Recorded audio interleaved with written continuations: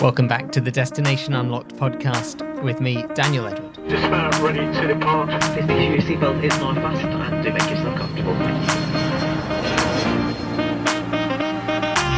Today on the Destination Unlocked podcast, we're joined by Tess Bettison, who works with Just a Drop, a wonderful charity based in the UK, but they do projects around the world, all centred around the importance of water. It's one of these things that if you're living somewhere like the UK, where I'm from, you take water for granted. But when you go out around the world and you realise how important water is by seeing when people don't have it. And Just a Drop works to make sure that people in all communities all over the world do have access to safe, hygienic, sanitary drinking water. But as we'll learn in this conversation, their work stretches far beyond just providing the water. This is community enhancing, educational, health, equality. There's so much in it. Not only that, we'll be talking more generally about ethical travel. Enjoy. So, Tess, what are you unlocking for us today? So I am unlocking today how we can use travel and tourism as a force for good around the world. I love this because I think this is so important. Travel can be such a selfish and self-indulgent activity, or it can be the total opposite. And the charity that you work with, Just a Drop, is an ideal example of how we can really help the whole world. In your case, it's to do with water. In other cases, it's to do with all sorts of other things, but travel can do good. Do you want to tell us a bit about your background before we get into some of your trips? What caught your eye about Just a Drop? Why did you start working in this area? I was interested in international development from a very early age. I have always loved to travel and I was very fortunate enough that my parents were able to take me on lots of lovely holidays, and especially to areas where there is a stark contrast of worlds. And I remember visiting places such as Egypt and India, where you would be staying in a very nice hotel or resort, and then right outside there'd be a completely different world of communities that were at risk and vulnerable. And that really sparked my interest in the international development sector. Studied international development, and then I got into the charity sector after a few years of traveling, and I think Just a Drop really encaptured a sustainable international mission, but with a community-focused element to it. So really empowering local communities to own their own solutions was a hugely important mission for me to be involved with. So a lasting impact that is community-centred. Yeah, and community is at the heart of travel because it's the people. But going back to your childhood times, do you remember sort of that realization? Was it something that your parents helped you see? Was it something that you helped them see? Because sometimes children see things in a much purer way. I remember asking my parents why we were staying in such a nice hotel right next to a slum community in India. That was a really standout memory of mine traveling when I was younger. And my parents were very good about it, and I think they wanted us to see, me and my sister, to see the actual cultural realities of visiting places like India, where there is the wealthiest of the wealthy there, and there's also some very at-risk communities there that don't see any of the financial fruition. And I think that was a really big turning point in me realizing that travel and tourism had the potential to do loads. And it was raised questions then of seeing like, well, why can't this very obviously well-off hotel be doing something about it? And that really has sparked my interest in how travel and tourism can contribute. And then Just a Drop was founded within the travel and tourism sector. So it's a really good fit to empower these businesses to give back. And there are businesses, aren't there? Hotels and tour groups, which do give back as part of their business model. They support their local communities. Yeah, absolutely. And we are very proud to be working with some of these amazing businesses. So we work with the likes of Radisson and PPHE Hotel Group, and they do initiatives that support Just a Drop in our projects. And then we have independent companies and independent hotels that contribute as well. It doesn't matter the scale of the company, they can all make a tangible impact. We're going to talk about a couple of examples in a little bit. But I do want to ask you about, what's the right word? Sustainability washing, green washing, good washing. I'm not sure what the right word is, but a lot of brands like to jump on a bandwagon and tokenize what they're doing. Hey, we're such a good company, we're going to plant a tree for you. Hey, we're such a good company, we're going to dig a well for you. How can you tell who's using it as a marketing tool and who's actually providing good support to a community? That's a really good question, because you do unfortunately see it a lot when people want to use sustainability as a checkbox rather than actually having impact. I think you can usually tell when it's the questions people ask when they're trying to find out about you as a charity or a development organization. And they want to hear stories from the actual communities. They want to see tangible pictures, video. They want to see what they're doing. And sometimes people don't even care as long as they can say it. You can see when there's a dismissive attitude to it, just so they can have something to put on a sustainability report. Sometimes the smaller projects have the greater impact, but just for a smaller amount of people. And there is a beauty in that, working with rural, smaller communities, but they're the ones who are at risk. Even though it's not a big number for a sustainability report, those numbers really do count and change lives. So companies who see the value in that, they're quite a good way to vet those out. And as somebody who's booking a holiday, is there a way, do you think, that they can work out, yeah, if I stay here, then I'm getting a really beautiful holiday. I'm also indirectly supporting something which is really valuable. Is there a way for people to realize that when they're booking? Social media and websites for travel booking agencies and hotel groups and the likes, they often, you can easily find if they have a foundation. That's a great way to see what they're supporting. So if on a foundation page, you can usually see the individual projects they are supporting in that region. Another great example is the Explore Foundation from Explore Travel, and customers can donate directly to a project in the area they're traveling to. So for example, the Explore Foundation are supporting a project in Nicaragua. When customers are booking their Nicaragua holiday, they can then donate to that project. So there's a real synergy there. If you can see a direct impact you can have through your booking, that's a great way to see how your money is being spent on your holiday. And Nicaragua is exactly where we're going to be going in a little bit in this conversation.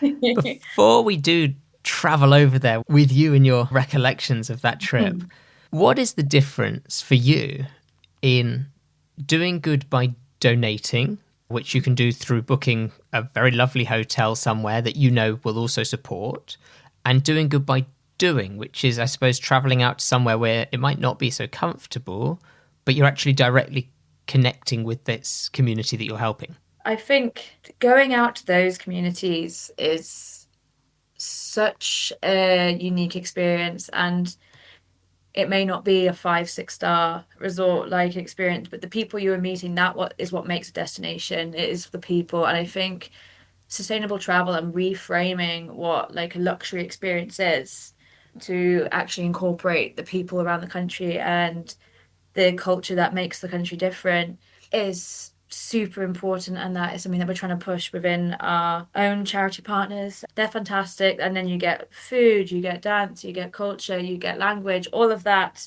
is what makes destination so special. And I think reminding the traveller that, so going to a new country, yes, you can spend all your days in a resort and not really seeing the people, but then that makes your holiday the same year in, year out. So it's about trying to sell that unique experience. And experiences are the currency of travel now. I think it's the currency of life right now. People don't want things in the same way. We're very fortunate generally, certainly in the UK, to generally have enough things. On Instagram, I've been following quite a few backpackers now, and they prove you don't need things. I was chatting with a guy called Bailey. Backpack with Bailey is his thing online, and he's got 7 kilograms. That's it. He travels the whole world with 7 kilograms. And it's pretty extreme, but you clearly don't need that much. But experience-wise, he is racking them up.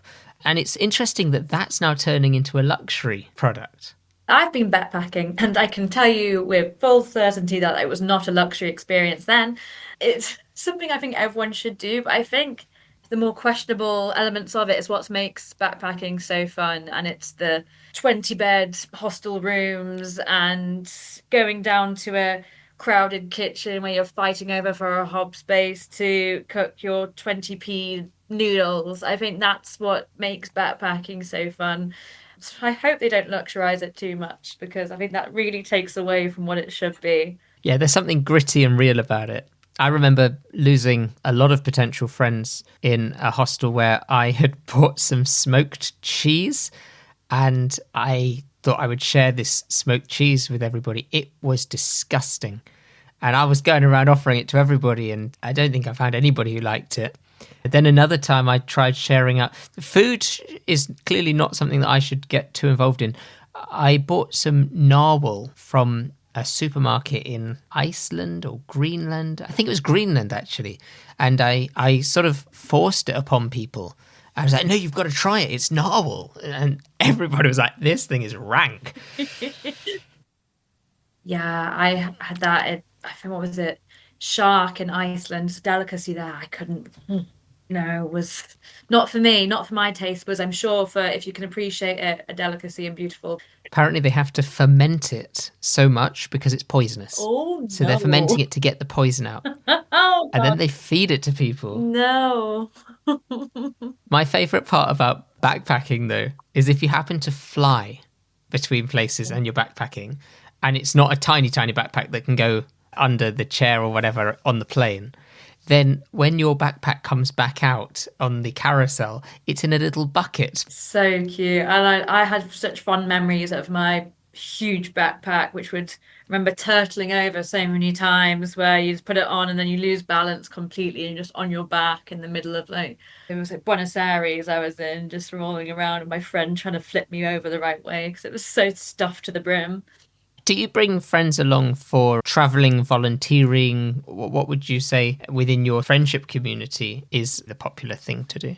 As a girl, when I went backpacking, I felt having a friend come with me was for the best. When I was going out I did South America, so I did Argentina, Chile, Bolivia, and Peru until I got stuck. That was in 2020, a bad time to go backpacking. And I ended up being repatriated by the army, which is a whole other story. But anyway, we got halfway through our trip that we intended. And that was, I think, smart because I was fresh out of uni and it was good having a friend there. However, I think solo traveling is something everyone should do at least once. Because I did a solo trip to Australia a few years ago. I felt confident then because I had traveled with someone else before. So I think it's good to do it with friends first. So you find your feet, learn mistakes when you have the safety net of having a person with you. And then by yourself afterwards, when you've take the training wheels off a little bit and then go out for yourself. And it's nice doing something first with a friend. It means that when things go wrong, which inevitably they do here and there, you have someone to laugh it off with. Absolutely, yes. And things can go so wrong. You can end up at a hostel when it's closed in the middle of the night and you've got to be searching around in a very small town for somewhere to stay. Like it all can happen, and it is so nice to have somebody to go through it with at the same time and then look back on together and laugh about it when it's less terrifying. I suppose some of the places that Just a Drop supports, there's not even hostel infrastructure. Sometimes it's just the local village. It is, yeah. We primarily like to focus our work into rural communities, and that ties in with travel companies who support us. They're able to support communities where tourism doesn't directly affect the people. So that's a farther outreach than the direct city support would be. And I think with rural communities, the issue with water, well, it depends from country to country, but it's providing that resource and the infrastructure for safe and hygienic water supplies to be there are really important. Because water shouldn't be a luxury, but it is in some of those regions. So trying to change that narrative in the rural communities is what we're slowly plodding on and trying to do. And this is a great moment to let people know if somebody's new to Just a Drop, what is the core mission? Our core mission was set out by our founder, Fiona Jeffrey. It was in 1998 when the charity started, and it was to tackle the statistic that a child every 20 seconds dies from dirty water. I think since then it's come down, so it's now every 2 minutes. But that's still a horrible statistic. So tackling that global water crisis and how particularly unfortunately women and children are hit really hard by the international water crises. And it's snowballed since then into not just water, but a whole program of education, community development, agriculture, menstrual health that we do. And water is at the heart of it because water is at the heart of everything. It's the bare necessity. Tackling that crisis and trying to slowly build communities out of the poverty trap. But the important part is, again, the community is owning it and the community is the one doing it. And we're just there to support them. I just can't believe that statistic still. I know. 720 children a day die because they don't have access to water or clean water. Wow. Yeah, it's a heavy statistic. And is this a largely rural urban issue, or is this a country by country issue where it doesn't actually matter which part of the country you're in? The water issue is different country to country. So we work in, for example, Kenya. They are suffering the worst drought in 50 years at the moment. So their issue is keeping water. And so during the wet season, it's storing that water and keeping that water and having access all year round because the dry season is hotter and longer than ever before. So in regions like Kenya, we do water tanks and we do sand dams, which are huge structures that naturally filters and stores water across dried out riverbeds. And then that will raise the river, that will raise the local water table, and then there'll be a pump to the side where water is accessible all year round for multiple villages at once. And that's really fantastic. Whereas in countries like Cambodia, where we work, that's quite a wet country. It rains quite a lot. However, the issue in Cambodia is a lot of the water is contaminated. So what we do in Cambodia is biosand filters, and they are small in-home water filter systems. A similar mechanism to sand dams, really. It's using sand and a filtering agent. So they pour dirty water on the top, and then they have an in-home source of water through the biosand filters. And so it really depends on the country and how we address the water issue there. It's very technical, and these are big infrastructure projects in some cases. Yes, our projects vary from cost and scale quite significantly. I'd say some projects can cost £5,000, some projects can cost £50,000. So it really does vary. And again, that is usually a regional factor of why. But it's very interesting to learn about working for them and also trying to make all our projects more sustainable. So incorporating solar power and more sustainable materials, that's been really growing as a part of our radar over the past few years as well. And in terms of engaging with the local community, is this also providing jobs? A big part of what we do is we call it income generating practices and income generating loans. So in East Africa, where we work, once a community has a water solution, we also do income generating loans, usually for women, and because it's women who are usually walking hours day to day to fetch water. Once they have a water resource in their community, and they have freedom to work if they want to. So we have provided microfinance training, so the likes of bookkeeping and small startup business loans to women.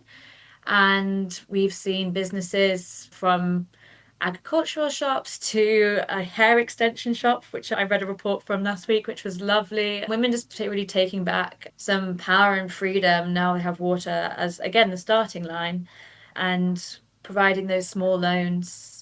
I think they're only equivalent to about £20, so not that much at all, but enough for them to start a business. And then that goes back into the loan pot, as it were, and then more women from that community can then take out a loan themselves. And it's a self-sufficient cycle, which really raises the community out of poverty. It's amazing. And it does show how, really, from our perspective, such a little amount can make such a big difference once you have dealt with that baseline of the water. Absolutely, yes. Water's the starting line, and then there's so many other steps, but I think we've really grown in the past few years in developing that holistic approach of community development alongside water, and that is so important.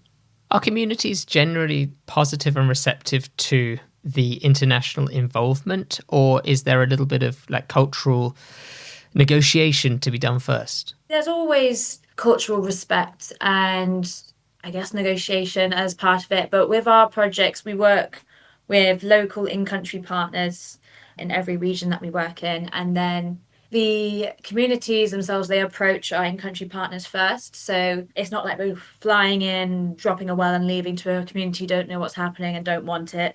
It's very much negotiated on the ground first with our trusted in-country partner, and that goes to our programs team, and then that gets approved by our board of trustees. So it's a very secure and sustainable model to ensure that the communities are safe, they're completely aware, and they're actually involved from the get-go of the solution that they are getting. And then they're involved in the maintenance training as well. So it's a completely community orientated installation model that we use. Let's talk about a trip that you've taken, which was to see what's going on the ground somewhere in Nicaragua.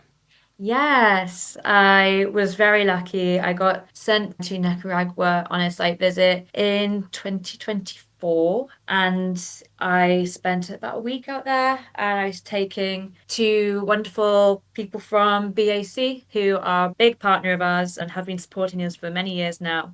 And I got to visit 4 or 5 different projects out there, so we were busy. And we started off based in Managua and then went rurally out to that. Talk us through the trip and sort of share your initial feelings towards it. I think it was really important to actually see the direct impact, as well as seeing projects in progress and understanding that as a concept more. When we first got to Managua, we had a day first to do the touristy bits. And what did you do? Oh, we went out to Lake Granada, which is beautiful. I'd recommend anyone to do that. And we had a little boat ride and went to a chocolate factory as well. I think one of the people from BAC wanted to, it was a pipe making shop as well, which was really beautiful. You mean like smoking pipes? Yes, smoking pipes. Do you know what came to my mind first? A pipe. Oh, My head was so in water. I was like, okay, we're making pipes. And then you said they're beautiful. And I was like, I've seen a lot of pipes, but I don't know if I've ever called them beautiful. no, it was so lovely. And in Old Town Managua, I would recommend to anybody as well. Just such great history there. And everyone was very kind. And then we went up to El Sauce, which was a very fun part of Nicaragua. And that was where El Porvenir were based, our in-country partner. And we met the team, and then they drove us out to some villages where we saw the water pipe solution. So in Nicaragua, we do direct piped systems from water tanks into people's villages, usually gravity-based engineering work. And we have some fantastic project officers from Just a Drop who volunteer, and then they work with the teams out from El Porvenir with the engineering solutions to that. And some of these villages are very high up on some very steep hills, and the pipe system takes some engineering that I'll never be able to get my head around, but are fantastic and go directly into villages, into homes, into schools.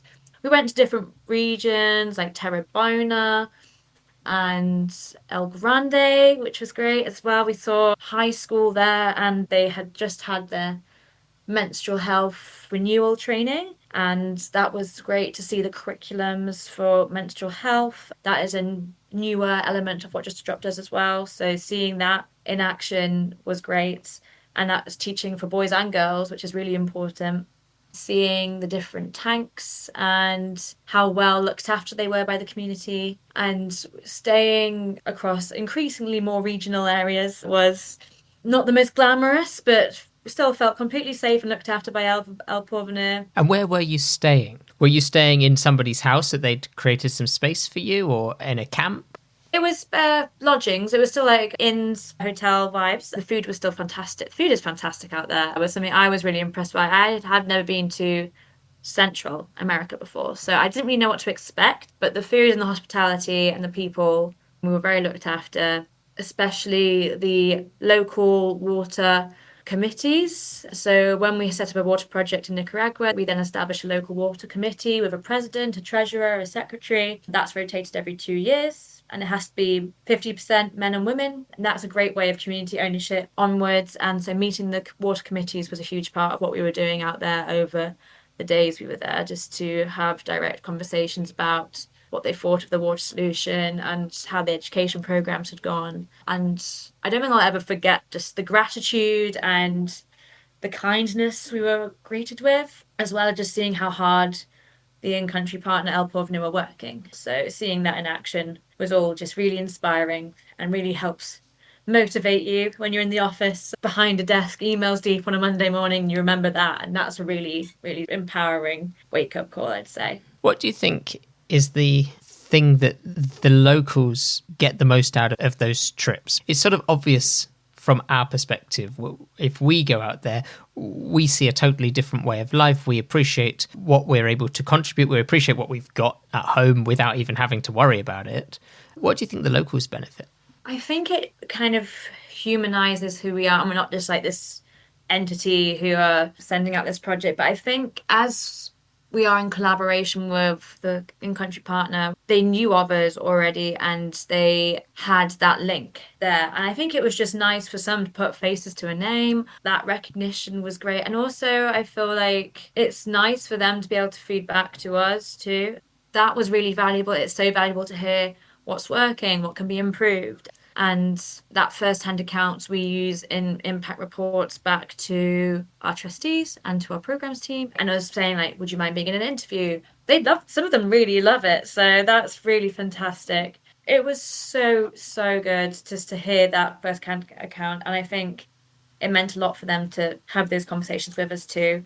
We don't visit too much. We don't want to disrupt the communities too much. So we only visit when it's necessary. I think that's a really good lesson for all of us in where to position ourselves in this journey, because sometimes you want to enjoy the moment of doing good, and that's perfectly fair and valid. Sometimes you want to do good and let somebody else just experience the benefit of it and step out of their way, quietly step back into the shadows. Exactly. Yeah, I think it's very important to play that line of, yes, you can help, but sometimes you can overstep. And I think respecting communities and understanding that, yes, you can help and you can help towards a project or a solution.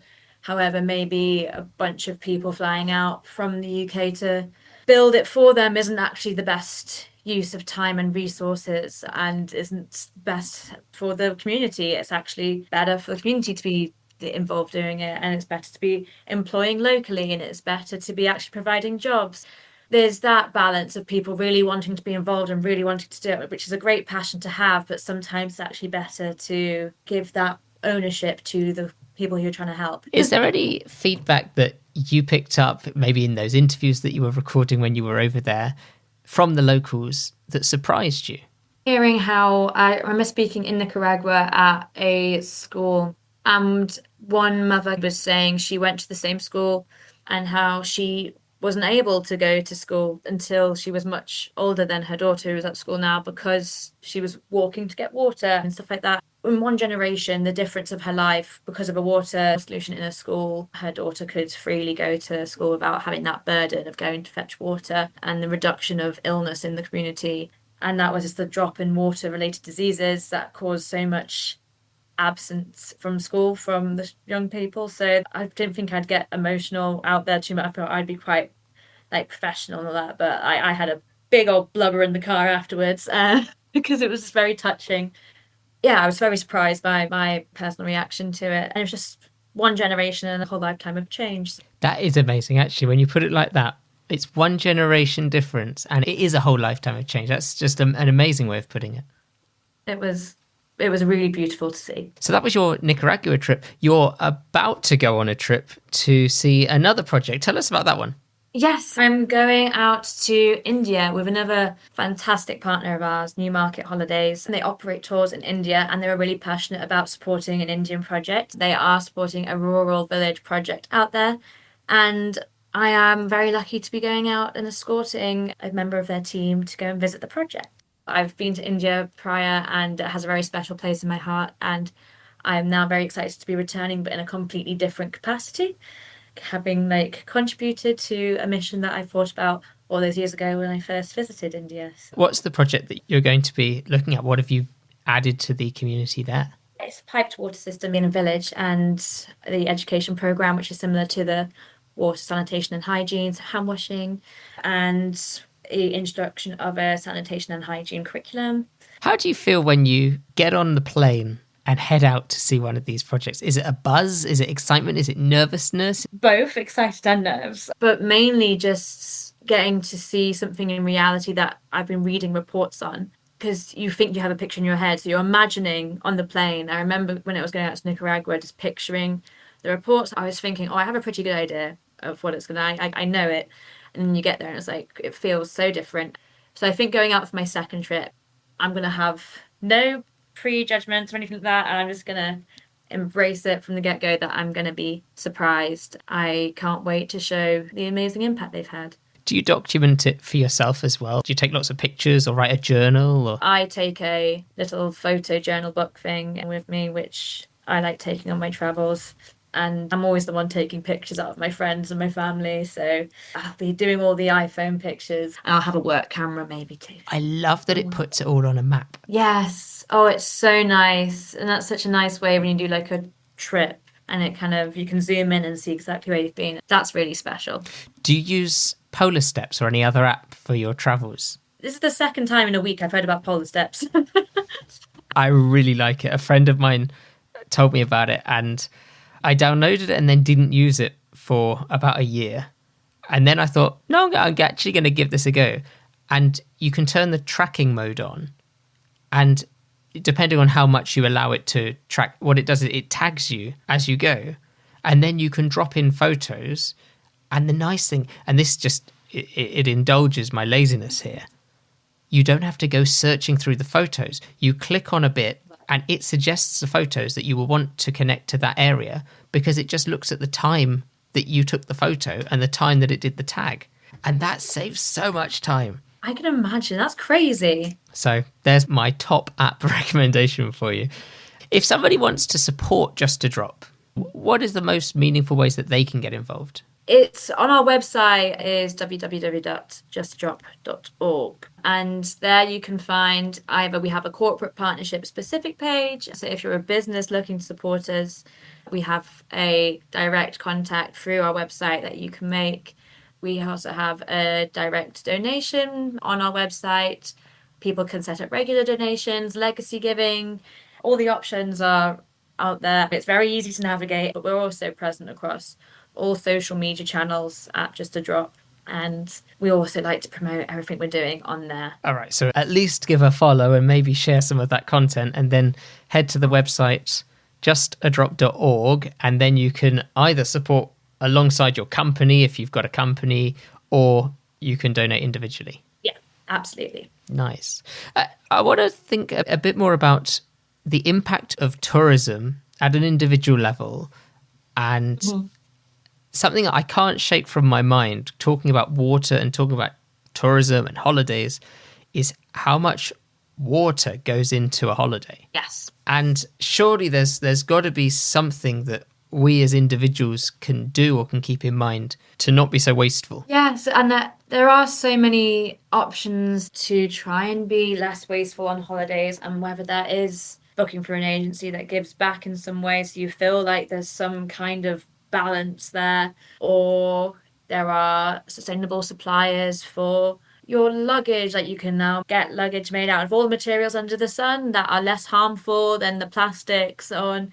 You can go to a resort hotel location that has a volunteering element to it. I remember booking when I was in South America where we worked, you'd have to do a couple of hours a week in the local restaurant and giving back to the community in that way. But I think the main thing is if you are booking through a holiday agency or supplier, just checking out what they're doing as well to give back to the communities. Through sustainability pages, you can find that out quite easily what they do and seeing what resonates with you as a traveller and a consumer. Are there any resources you'd recommend for somebody who really likes the sound of this, hasn't got any experience yet of doing it themselves, but wants to travel with a bit more purpose? The local country tour guides are the ones with the best knowledge of where you can really give back. I'm going to use Latin America as an example, as that's the name popping to my head. So Senderos are great if you're booking for a group through there, or if you're looking to travel in Asia or Australasia, Inside Group. They're really good at tours that you actually get to give back to the community and encounter local communities really well. What are your thoughts on over tourism? Because I think a lot of what we've spoken about today is about going totally off the beaten track to places that most people don't even know exist. But if we really look at tourism, most people descend on the same place. Yeah, it's a real issue. And I think tourism is really realizing that. So this past migration season in the Serengeti was awful, I think, because tour guides were overselling to tour. So it wasn't all the travelers' fault, but it was a major issue. So it turns out the Serengeti, there's a massive crossway where I believe it's the bison who they cross over this major passing, and their way was blocked by safari trucks. And as a nature migration pattern, that could have like catastrophic consequences. It's stuff like that, but now it's down to the tour sellers, it's down to the guides and the agencies who are selling those tickets to see an area's capacity, not just for the travelers who are going, but for the area surrounding it. There needs to be evaluation of, yes, what sells tickets, but also, will that site still be a spectacle in a few years if you keep disrupting it the way you are? Which is why I would really recommend Inside travel groups and other companies where they encourage your tour to go off the beaten tourism track and explore areas that aren't on your radar when you go, but they'll be the highest on your radar when you leave. The wrap-up, roundup, quick-fire finish is now ready for boarding. With ethical travel or volunteering or charity work in the travel sphere, what would you say is the top thing to do or see or aim for on a single trip? For me personally, it would be an authentic food street stall. I mean, I think that's one of the best places to go to. That's how I feel like I've really hit a jackpot of seeing what a place is like. A proper off the main track food stall is a great place to start. What would you say is a tourist trap to avoid? Tourist trap to avoid. I think the first tour you're offered when you get off a bus or a train, don't do that one. That's so generalizable. It works for pretty much anywhere around the world. The person who jumps at you first is not always the best option. Do you have a favorite time of year to head out on travels? I really prefer off-peak travel, not just for cost. I hate busy crowds, and I think looking at the off-peak season is worthwhile for every sustainable traveler. And again, that's the overbooking thing, but also you'll have a calmer experience. You'll be able to book the places you might not be able to book in high season, like if there's a specific boat tour or the specific island you want to see. It varies from country to country, but check when's off peak or just out of high season. That's the good middle bit. What would you recommend as a top book or film that people could check out if they're interested in doing a little bit more travel like you and supporting the work of Just a Drop? For sustainable travel in particular, The Ethical Traveller is really good. Imogen, Lepere, something like that. Or there's The Atlas of Impossible Places for the adventurous travellers out there, which is a really good book. And that really encourages off the beaten track travel. What has been your top food or drink that you've tried around the world in your travels so far? My South America backpacking trip was so memorable for good and bad reasons. Thank you, COVID. But Pisco, that just saw me through the good times and the bad times in South America. So I'd say that is my standout drink. What's the difference between a Pisco and a Pisco Sour? Basically the same. Pisco Sour is the actual cocktail they make with the egg whites and espresso, where Pisco is the straight spirit they use. Because I was warned when I went to South America. They were like, stay off the Pisco Sours. Yeah, they're lethal. That's what I'll say. My final question is, what's your favourite authentic souvenir that you've picked up from your travels? In Nicaragua, on my trip with Just a Drop, We went to a weavery, I want to say. That might be the complete wrong word. This woman wove her hats, bags, little boxes. I got a tiny little jewelry box that was hand woven by this lovely woman. I watched her finish it, which was really nice. And she spoke to me about how long she'd been running the business. That's still on my bedside now. And I think that's pretty special. Tess Bettison from Just a Drop, thank you so much for unlocking ethical travel and, of course, the work of Just a Drop for us today. Thank you very much. It's been a pleasure.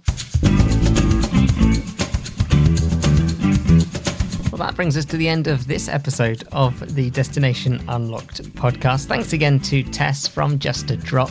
Really interesting and eye-opening what can be achieved with the power of travel and helping communities around the world. And if you are interested to find out more about Just a Drop, I recommend going to their website, justadrop.org. Before you head off today, check that you're following the Destination Unlocked podcast so you can easily make your way back here the next time you want to journey somewhere around the world. I'll see you then. Bye-bye.